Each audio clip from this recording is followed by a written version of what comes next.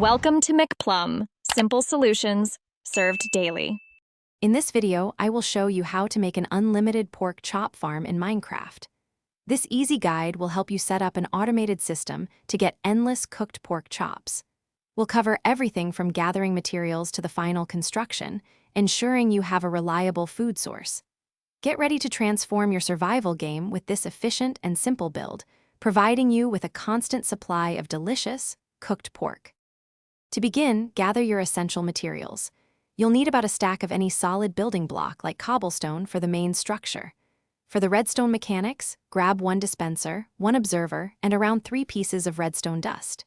Don't forget one hopper and one chest for item collection, plus one water bucket and one lava bucket.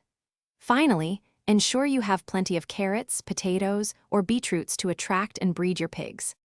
Now, let's construct the farm. Start by building a 3x3 block chamber with walls 2 blocks high to house your pigs. Place the dispenser in the center of the floor, facing upwards. Directly above it, position an observer so it detects when the dispenser activates, triggering the lava. Underneath the dispenser, dig down and place a hopper leading into a chest to collect your cooked pork chops automatically. To activate your farm, lure at least 2 pigs into the chamber and breed them using carrots, potatoes, or beetroots. As the baby pigs grow, the automated lava system will cook them, and the delicious cooked pork chops will drop directly into your collection chest below. This provides a continuous, hands-free food source. For even more pork, simply expand the breeding chamber or build additional farm modules to scale up your production effortlessly.